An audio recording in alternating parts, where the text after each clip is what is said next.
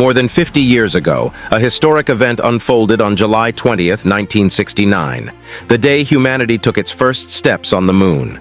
A human stood on the lunar surface, gazing back at Earth, witnessing its majestic beauty from a vantage point never before experienced.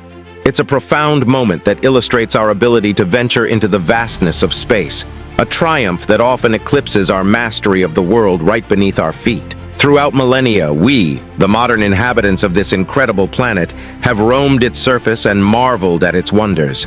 Yet in all our time here, we've only delved a mere 12 kilometers into the depths of the Earth.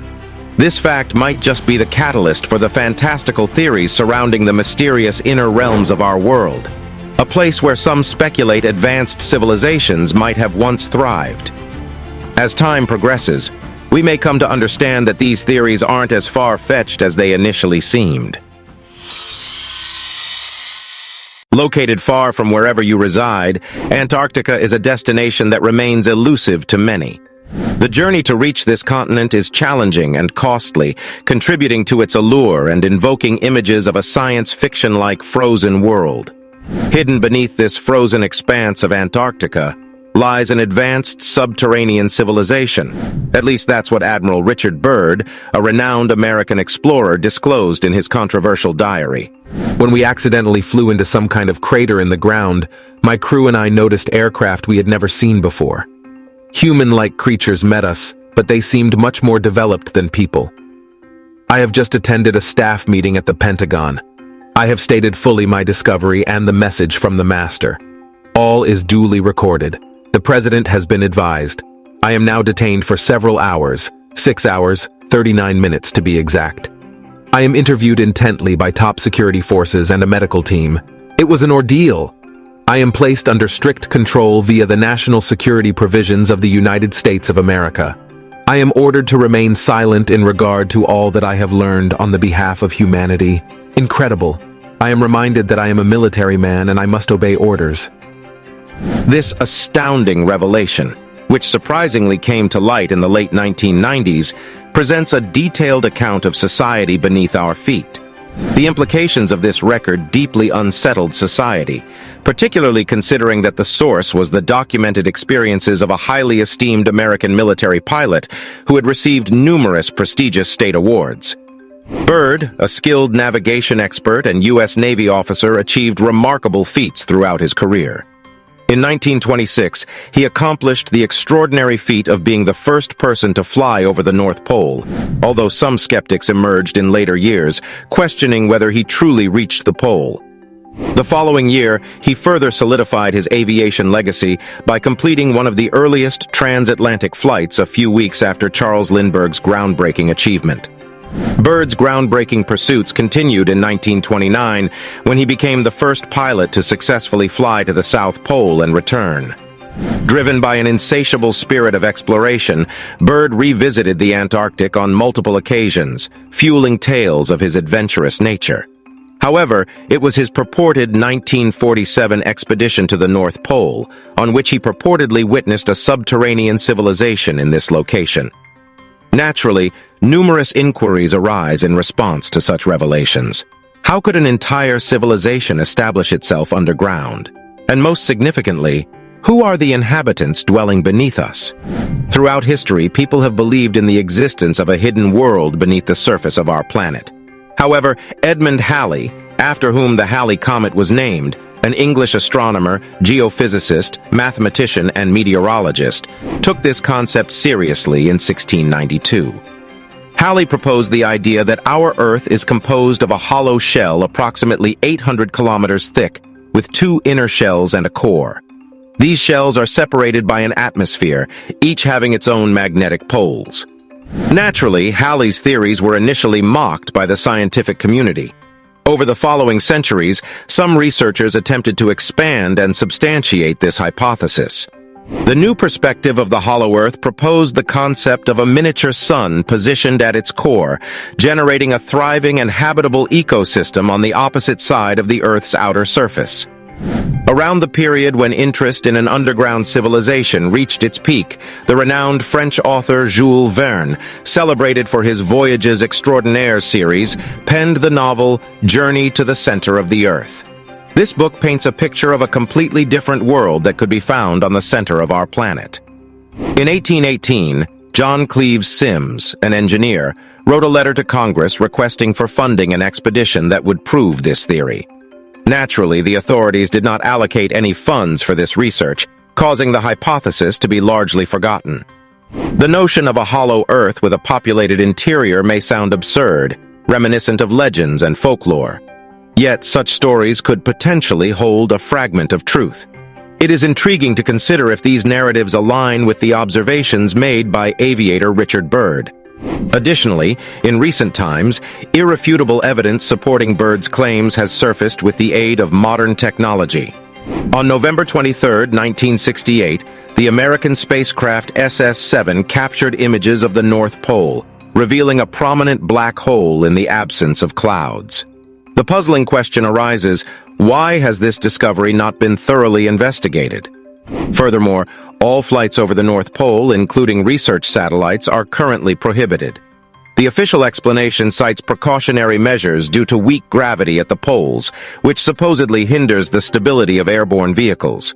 However, it is possible that these restrictions conceal something undisclosed from the public. Now, let us dive deeper into the contents of Byrd's controversial diary.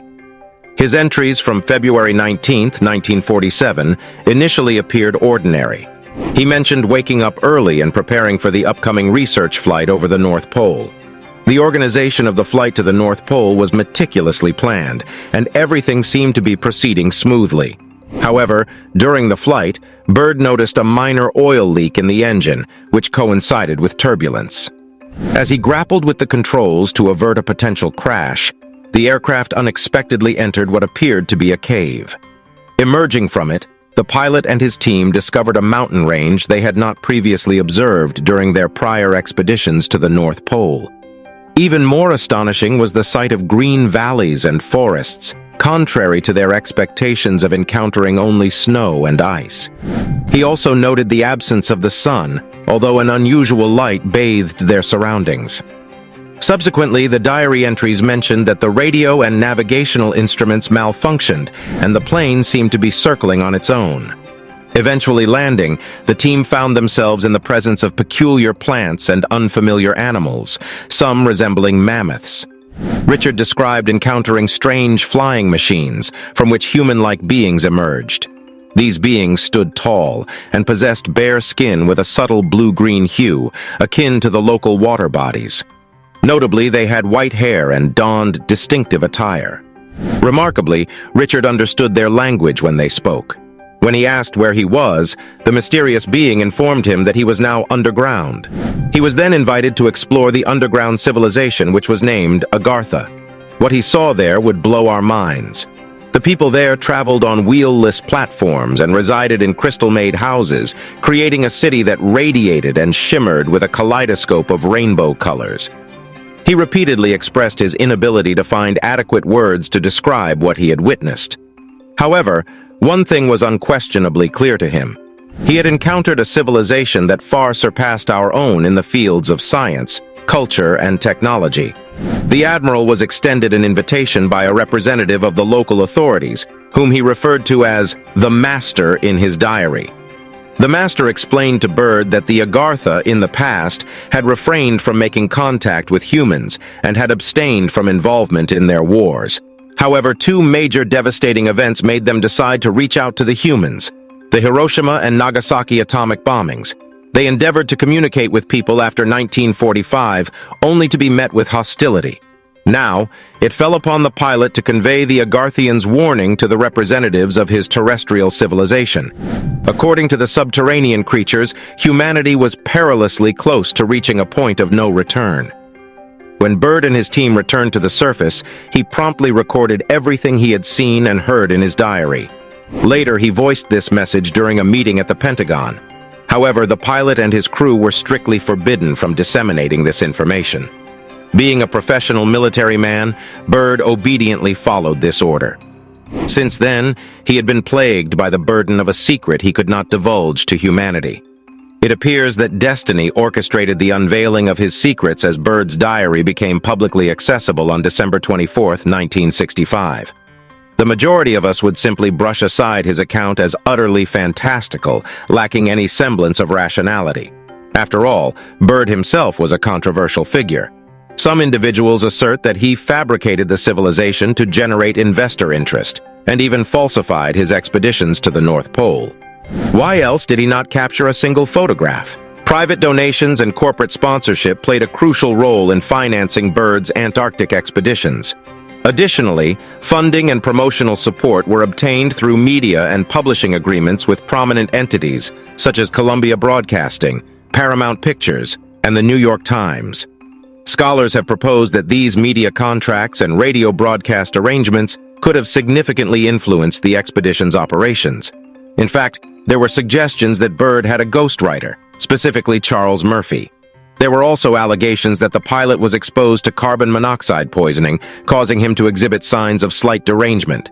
This would explain the insane accounts that he had written in his diary. The question now is, how can we verify the veracity of Byrd's accounts?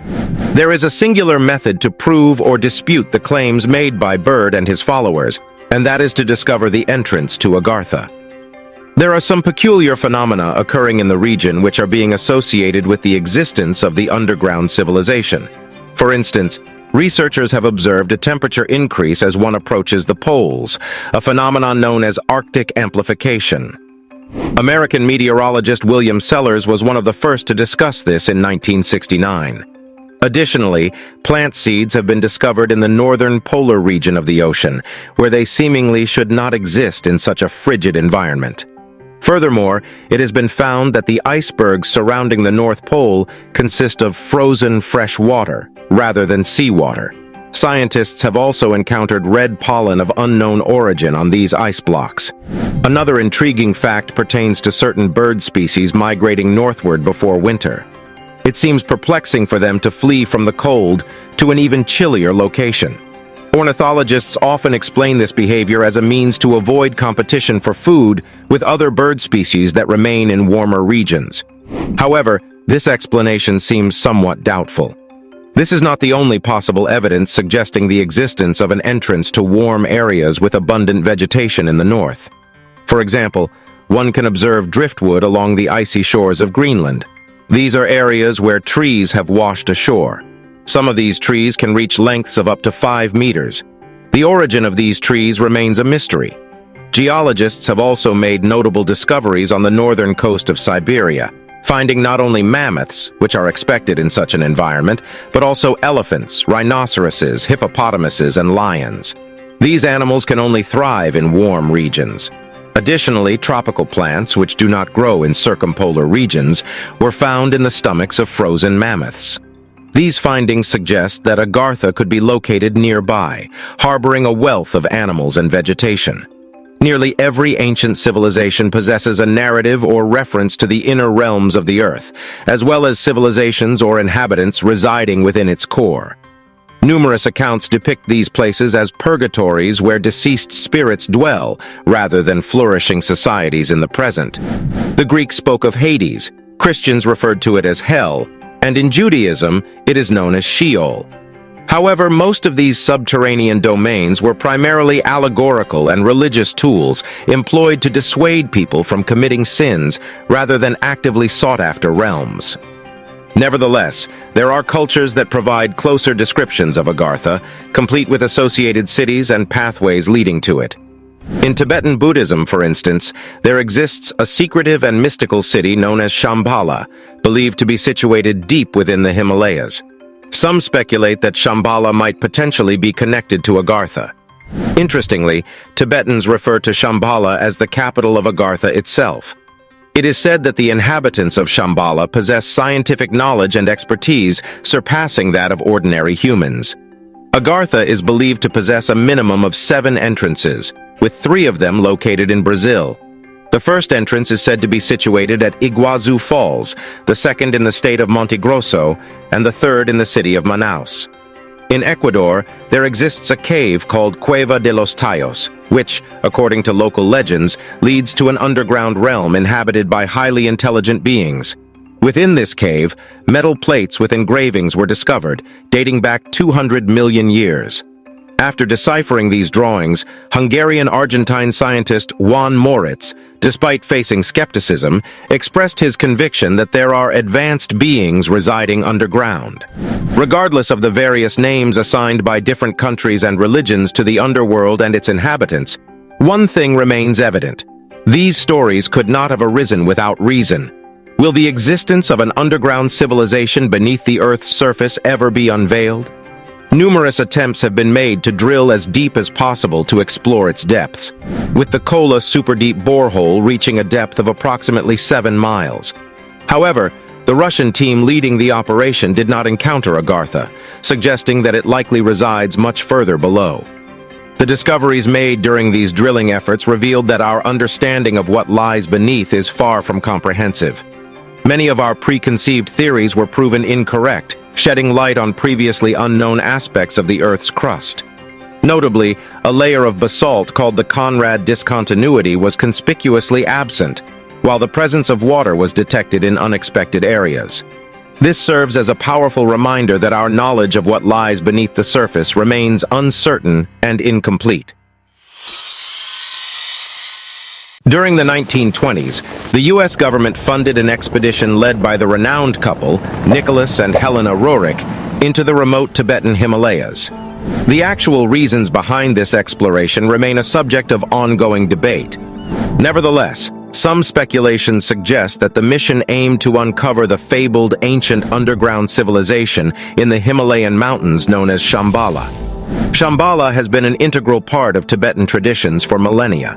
It's a term derived from Sanskrit, which translates to place of peace or place of silence.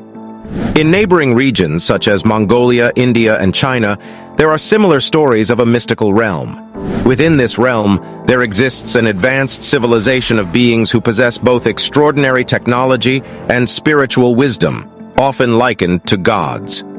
Shambhala is known by various names in different cultures, such as Forbidden Land, the Land of White Waters, Land of the Living Gods, and even the Land of Wonders.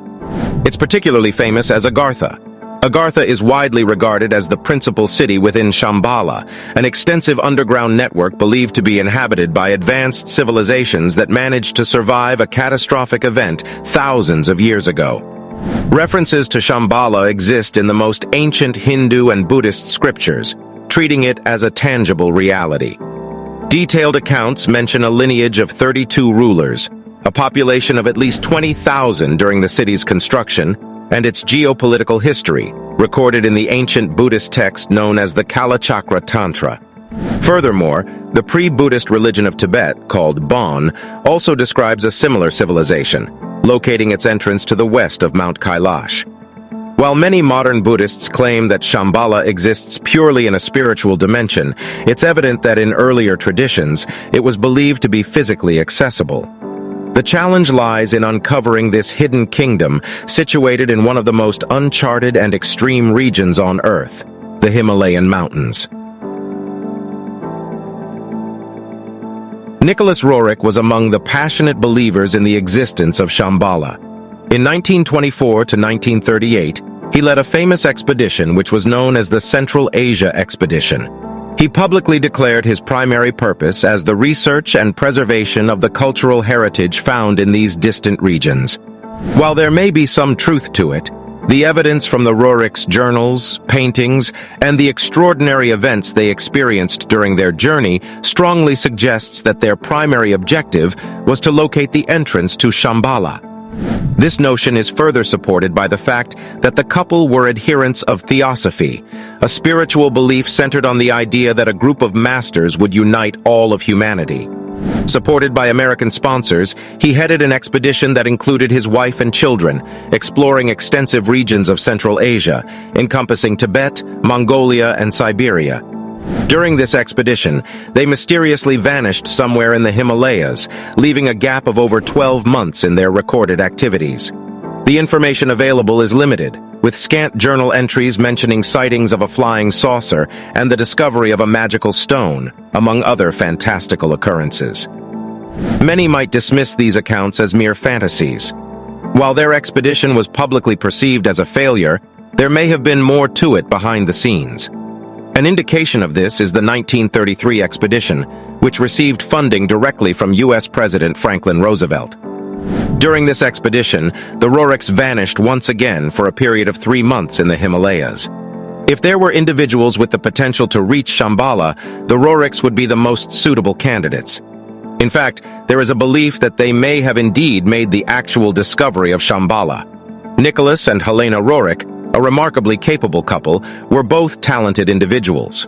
Nicholas, a prominent Russian painter, writer, archaeologist, theosophist, philosopher, and public figure, drew inspiration from Russian symbolism during his early years. Russian symbolism was a spiritual movement that deeply impacted his formative years. Roerich's fascination with hypnosis and various spiritual disciplines is reflected in his paintings, which are renowned for their mesmerizing and hypnotic expressions. He was born in St. Petersburg to a prosperous Baltic German father and a Russian mother, spent his life in different locations worldwide until his passing in India. Throughout his journey, he remained a passionate advocate for safeguarding art and architecture amidst the ravages of war. His relentless efforts earned him multiple nominations to the long list for the Nobel Peace Prize. Helena was equally talented as well. She was a Russian theosophist, writer, and public figure. She played a significant role in the early 20th century by collaborating with the teachers of the East to establish a philosophical teaching known as living ethics. Beyond her intellectual pursuits, she actively engaged in organizing and participating in cultural activities in the United States. Her roots were traced back to a family of prominence, as her father, Ivan Ivanovich Shaposhnikov, was a renowned architect in St. Petersburg. Some accounts suggest that years before, Helena had received telepathic instructions compelling her to embark on the quest to the hidden kingdom in the Himalayas. These instructions were said to come from Maurya, one of the masters of ancient wisdom within the theosophical beliefs that she ardently followed. Convinced of the actual existence of Shambhala, the power couple decided to undertake the journey, even though they had successful careers. In December 1923, the Roerich, together with a crew of 6 associates, started their daring 5-year journey. They've traversed 35 mountain passes, ascended 21,000 feet in elevation, and covered 15,000 miles of uncharted roads. Tragically, 5 of their associates lost their lives during this hazardous expedition. The Himalayas presented an extreme and treacherous environment, known for their bitter cold, challenging terrain, and lack of hospitable resources. Adding to the difficulties, Tibet had become an independent, war-torn state a decade prior, closing itself off from the outside world. Foreigners venturing into Tibet faced enslavement, torture, and death at the hands of draconian authorities. Moreover, the mountains were infested with bandit groups and rogue warlords. To ensure their survival, the Roerich eldest son George, who was well-versed in Tibetan culture and languages and a skilled military tactician, took on the vital responsibility of protecting the family. Much of what we know regarding their expeditions were recorded in Nicholas's 2 diaries. One was focused on scientific observations, while the other delved into esoteric accounts. Additionally, he managed to create over 500 paintings during the expedition. Without their awareness, British, American, and Soviet spies closely monitored every move they made until they vanished. The team's passage through the Taklamakan Desert, known as the Heart of Asia and one of the largest sandy deserts globally, proved exceedingly challenging. They faced dangers such as caravan looters and deadly poison grasses, leading to the loss of their horses' lives. As time passed, months stretched into years. According to Nicholas's chronicles, he had a strong feeling that they were approaching the entrance of the secretive Inner Earth Kingdom. He meticulously recorded eerie events of fire and enigmatic lights that illuminated their campsite. Of particular fascination is the fact that, according to legends, as individuals approached Shambhala's entrance, their thoughts grew increasingly hazy due to the potent aura of the city that influenced their minds. This aura possessed a spiritual power and physical complexity beyond mortal comprehension. In Nicholas's case, it seemed as though he was in communion with a formidable entity, as his paintings relentlessly portrayed a figure he believed to be the messianic ruler of Shambhala, the one destined to bring about the ultimate destruction of the wicked, the renewal of creation, and the restoration of purity. As Nicholas experienced these potent visions sent by the ruler of Shambhala, he found himself identifying as the reincarnation of the fifth Dalai Lama. This newfound connection allowed him to sense the presence of Shambhala more deeply. In Tibetan Buddhism, the Dalai Lamas, revered spiritual leaders, are believed to directly channel energy from Shambhala, establishing an inherent and profound link to the mystical realm. Among the last events documented in Nicholas's diary was a remarkable sighting, a description of a flying craft witnessed by 7 members of their crew. This observation holds significance as it occurred a full 24 years before UFOs became a matter of widespread public interest. On August 5th, something remarkable. We were in our camp in the Kukunor district, not far from the Humboldt chain. In the morning about 9:30, some of our caravaneers noticed a remarkably big black eagle flying over us. 7 of us began to watch this unusual bird. At this same moment, another of our caravaneers remarked, "There is something far above the bird," and he shouted in his astonishment. We all saw, in a direction from north to south, something big and shiny reflecting the sun, like a huge oval moving at great speed. Crossing our camp, the thing changed in its direction from south to southwest, and we saw how it disappeared in the intense blue sky.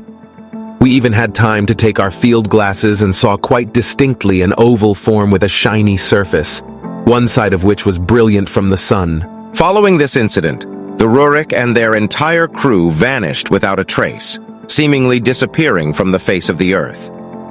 Despite being under close surveillance by Soviet, American, and British intelligence, all communications abruptly ceased, leading the world to believe that the Roerich had perished.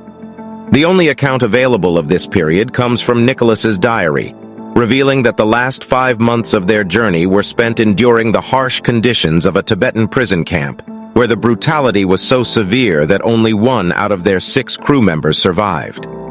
This unfortunate revelation, however, leaves more than 7 months of their mysterious year unexplained and unaccounted for. In 1928, they were eventually released, and Roerich quietly returned home. At first glance, one might hastily conclude that their expedition was an utter failure. However, upon closer examination, legitimate reasons arise to question whether they had indeed accomplished their intended mission and possibly discovered the hidden city during those elusive 7 months.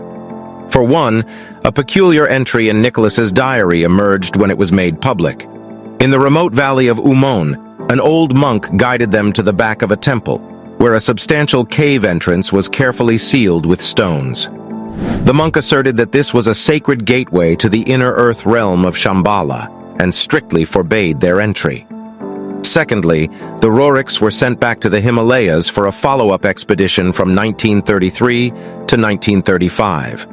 One might wonder why they would be entrusted with another expedition if their initial attempt had been deemed a failure. Remarkably, this second expedition bore the direct approval of U.S. President Franklin Delano Roosevelt and was funded by Henry A. Wallace, the Secretary of Agriculture and future Vice President, who regarded Nicholas as his guru. During the second expedition, they disappeared once more, this time spending 3 months deep within the Himalayan mountains, and no documentation exists regarding their activities. The highest office of the U.S. government directly supported the second Roerich expedition. The Roerichs were tasked with the collection of drought-resistant plant specimens.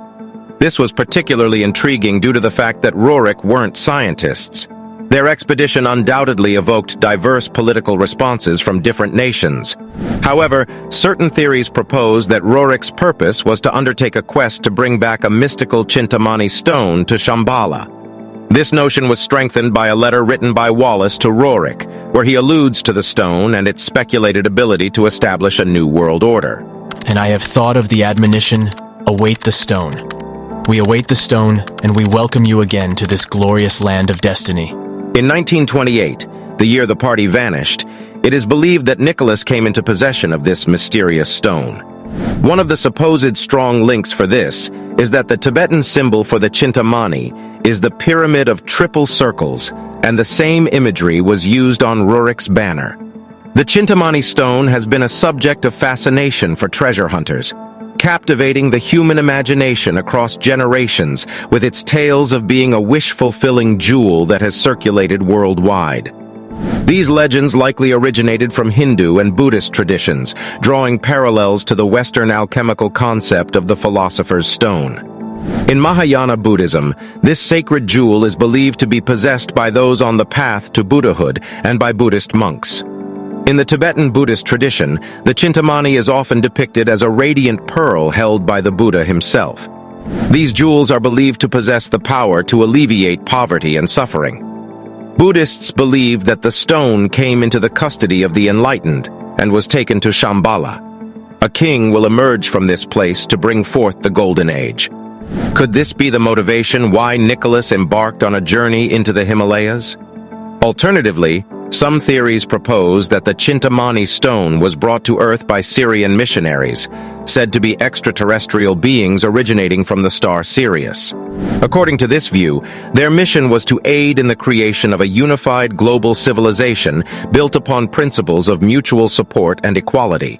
While concrete evidence of its existence remains elusive, the Chintamani is believed to be composed of moldavite, a type of glass formed by a colossal meteor impact in the Czech Republic approximately 15 million years ago. Moldavite is reputed to amplify psychic and healing energies in the eyes of some. Furthermore, it is speculated that the Emerald Tablet, which contains alchemical instructions for transmutation and is associated with the creation of the Philosopher's Stone, could also be made of moldavite. While it remains a topic of debate whether the Roerich ever reached Shambhala, there is a compelling theory suggesting they might have acted as double agents. Funded by the Americans, they may have been covertly searching for the hidden kingdom on behalf of Soviet occultists. Scholars specializing in modern Russian history have extensively written about the Russian government's intense interest in the resources believed to be held within Shambhala, rooted in a profound belief in an ancient Tibetan prophecy. This prophecy foretells a future wherein humanity deteriorates due to materialism, and the surface dwellers unite under an evil king. At this critical juncture, Shambhala emerges from hiding, and its 32nd ruler ignites a war wielding potent magical weapons to utterly defeat the malevolent king and his forces, ushering in an era of lasting peace among people. The allure of these mystical weapons fascinated the ascending world powers: Russia, Britain, Japan, and the U.S. Even U.S. Vice President Henry A. Wallace eagerly awaited the Chintamani fragment's delivery, expressing enthusiasm and welcoming the Roerich to the United States. While the Roerich expeditions were indeed funded by the U.S., they undoubtedly maintained some ties to their motherland, Russia, possibly including contacts with the head of the Soviet secret police, Gleb Boki. He was an ardent occult enthusiast, was deeply invested in discovering Shambhala for its knowledge, technology, and magical weaponry. He operated a secret Soviet laboratory, experimenting with Buddhist spiritual techniques in an endeavor to engineer the ideal communist human being. Boki had ventured into the Himalayan peaks himself to search for Shambhala, orchestrated a large-scale expedition for the same purpose, and even sought to harness the hidden kingdom's resources for the glory and global supremacy of the newly formed USSR. Although his attempts at an expedition to Shambhala were thwarted by political rivals, Gleb Boki might have found a convenient solution in the Roerich. Despite their distrust of Bolshevik communists, their multi-year Himalayan journey necessitated significant financial and logistical assistance, making their detour into Russia and visit to Moscow in 1926 suspicious. This has led to speculation that the Roerich could have acted as double agents for the Soviets, delivering information and artifacts to the Soviet secret police before continuing their journey. Undeniably, there was a political aspect to the Roerich expedition, and they may have been playing both the US and Russia to support their mystical agenda, which would have been unfeasible without such powerful sponsors. However, it's possible that they were not primarily driven by political motivations. Both Nicholas and Helena demonstrated profound concern for peace between nations and cultural preservation.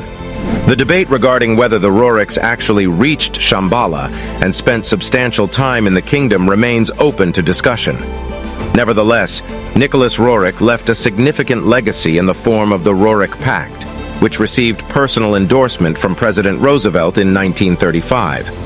The pact was initially formulated after Roerich's initial journey to Asia. At the heart of the Roerich Pact lies a crucial concept: the recognition of the utmost importance of preserving cultural artifacts, prioritizing their protection over any military motives that may exploit or destroy them. This pact emphasizes the safeguarding of cultural heritage above all military considerations. We all unanimously agree on the significance of preserving cultural artifacts, particularly when they hold as much power as the Chintamani stone. CIA and Sahara Desert. When you come to think about it, it's hard to fathom that one of the most secretive agencies in the world would have something to do with one of the most barren landscapes in the world. To see the connection between the two, we'll have to go back in time to 1969. In that year, the United States government's Central Intelligence Agency, CIA, embarked on Project Magnet, an initiative aimed at mapping magnetic and gravitational anomalies in the northern region of the African continent. As part of this project, the CIA was tasked with conducting aerial reconnaissance of a peculiar geological formation in the Sahara Desert, known as the Roerich structure. This structure is also called the Eye of Sahara.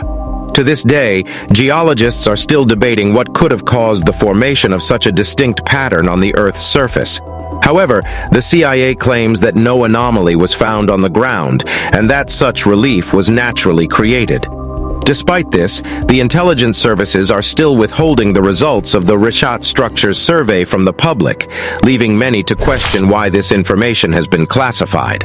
Some have suggested that the information was classified to avoid causing widespread panic, while others believe that the CIA may have discovered evidence of extraterrestrial activity or technology.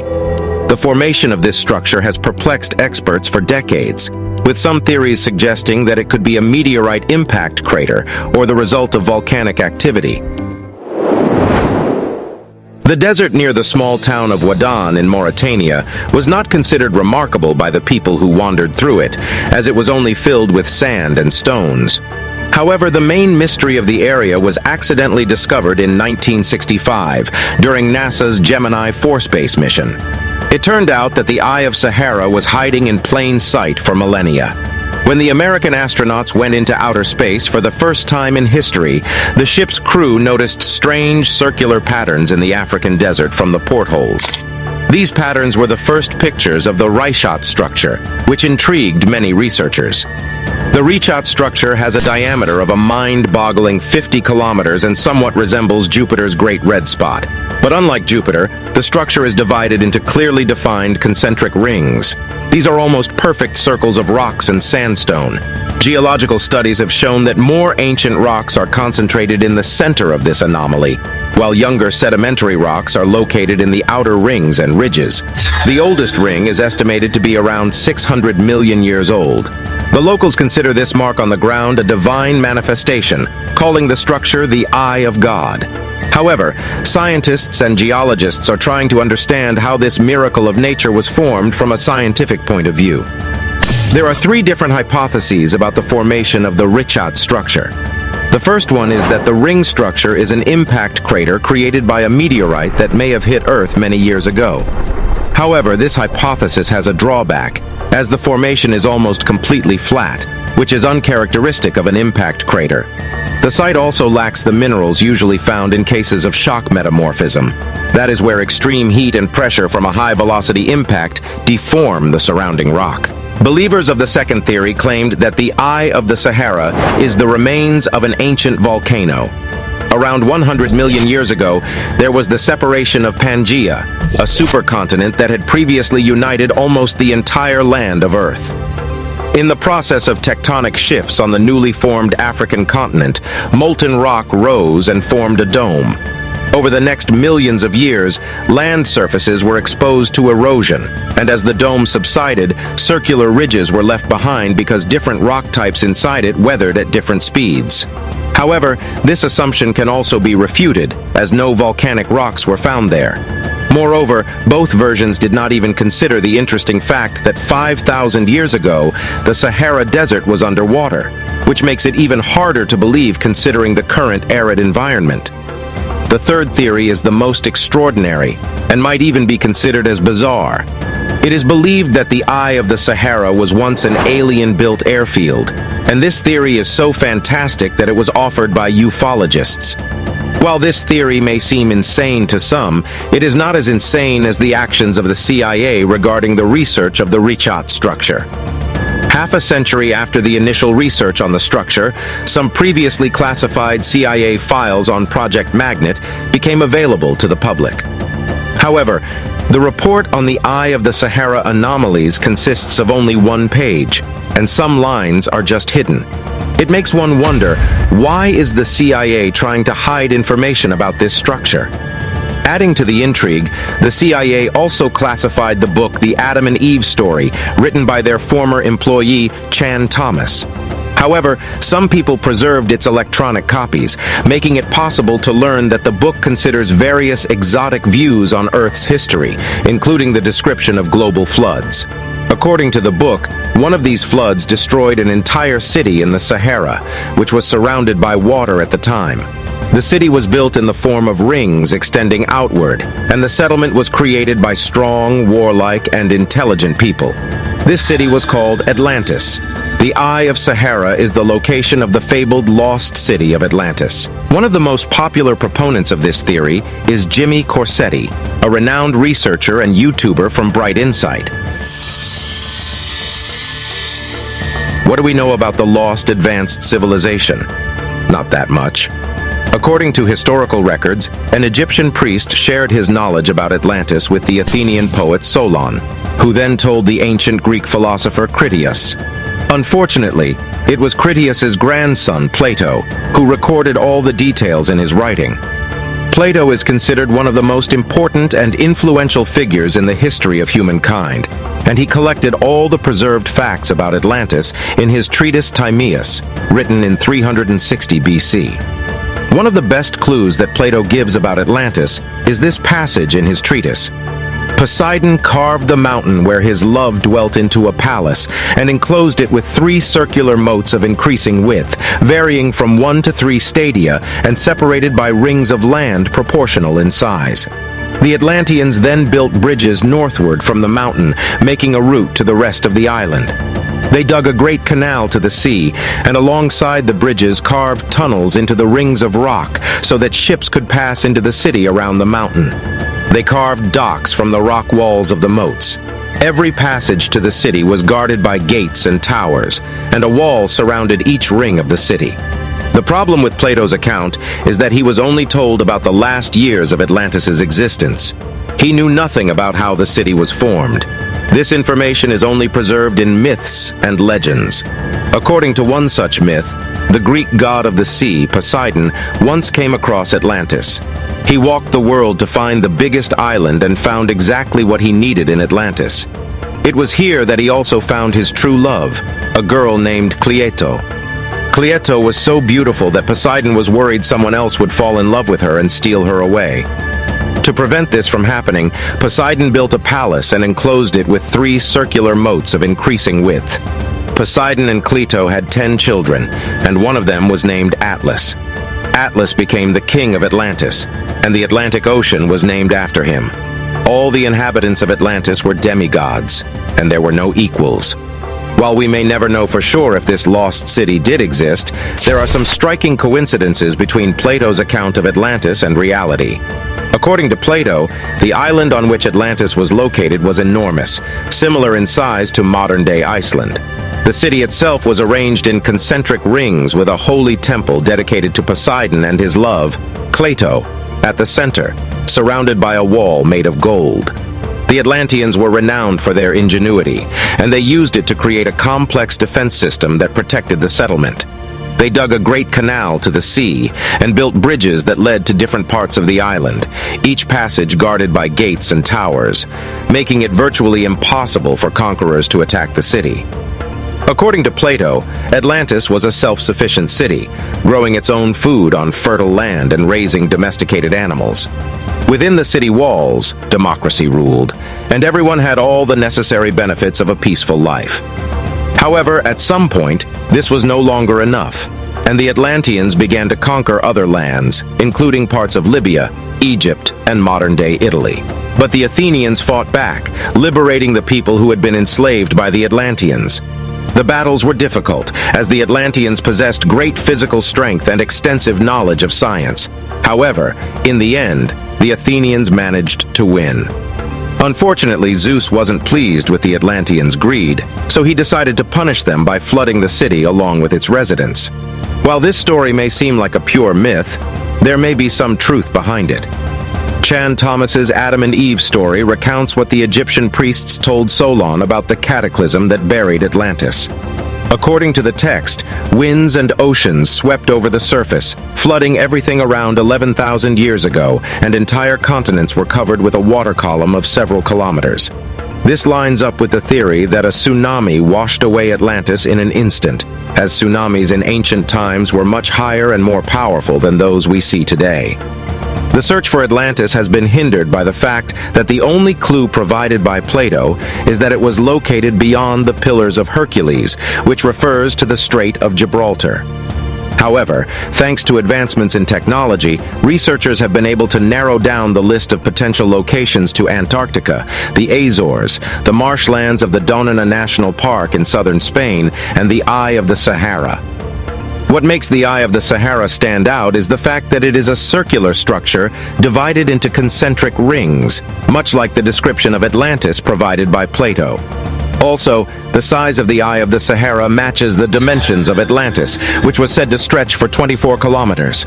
Furthermore, there are remnants of salt in the area, suggesting that there was once ocean water there. Ancient marine creatures such as whales, fish, turtles, crocodiles, and manatees have also been discovered in the area. Skeptics cited Plato's texts that describe a utopian state as an island with the Eye of the Sahara as just a small area on a massive continent. However, recent evidence suggests that the Eye of the Sahara may have been an island around 7,000 years ago when all of northwest Africa was separated from the mainland by the ancient Tamanrasset River, which flowed from the Atlas Mountains through the present-day Sahara Desert to the sea in Mauritania. Elephant skeletons found in Mauritania further support the theory that the Sahara was once home to a thriving population of these animals, which were widespread in Atlantis. The fact that they are now entirely extinct in North Africa adds weight to the idea that a catastrophic event wiped out the inhabitants of this legendary city. In addition to the elephant skeletons, white, black, and red stones found in Wadi el Natrun near the Richat structures provide further evidence of Atlantis. According to Plato's treatise, Atlantis boasted houses made of the same stones, and the philosopher claimed that the city was rich in iron, copper, and gold. Today, Mauritania exports the exact same minerals, suggesting that the region was once home to a thriving civilization. Satellite images of the Richat structures also show evidence of a giant flood that may have destroyed the city. The places where the flood waters were rushing across the Sahara towards the sea are clearly visible, lending credence to the theory that Atlantis may have been wiped out by a massive wave. One of the most compelling pieces of evidence in favor of the idea that Atlantis was located in the Sahara is a map created by the Roman geographer Pomponius Mela, who lived 2,000 years ago. A closer look at the map reveals that on the western part of the Sahara, Pomponius wrote Atlanti, which suggests that it was a city rather than mountains. This is because if it were mountains, the inscription would be above them, not next to them, and written in large letters like all the other cities. Not only that, evidence of a major settlement in the Richat structure has been proven by the discovery of thousands of artifacts, including arrowheads, spears, oars, ship hulls, and even something resembling a surfboard. These artifacts suggest that the people of Atlantis were surrounded by water and used these tools to their advantage. Interestingly, many of these artifacts have been found in the outermost depressions of the structure and are absent in the innermost ones. This aligns with Plato's description of outside the city walls, where there were barracks with spearmen aimed to defend the settlement's security. In the late 20th century, scientists analyzed the DNA of over 30 skeletons found in the prehistoric site of Tafraut. The DNA of the ancient humans was only slightly similar to that of modern-day hunter-gatherers from the Hadza tribe in East Africa. But the DNA of the remains from Tafraut is not 100% identical to any existing human populations. This means that the remains could belong to people who used to live on the mainland but then disappeared, such as the Atlanteans. The traces of the Atlanteans are found in different parts of Africa, and some researchers even believe that the Egyptian pyramids are related to them. Legends say that the alchemists and mathematicians of Atlantis developed a formula to store cosmic energy in a crystal. For that, it had to be placed at the top of a pyramid. The Atlanteans allegedly believed that with the help of this energy, it was possible to cure all kinds of diseases and to live up to 800 years. Some researchers believe that the Atlanteans were those who helped the Egyptians build the pyramids. In ancient Egypt, it is believed that the Egyptians are descended from the 12 great gods of Atlantis, which had just as many gods, including Poseidon, Plato, and their 10 sons. Furthermore, if we believe the legends, this civilization could have been not entirely human. Legends say that the Atlanteans could grow up to 6 meters and had 6 fingers on each of their hands. Presumably, their facial features also differed from other nations. They had wide lips, a slightly flattened nose, and huge expressive eyes. While the Rishat structure may not be 100% confirmed as the ruins of Atlantis, it remains one of the most mysterious anomalies on the planet that has attracted considerable attention from researchers for many years.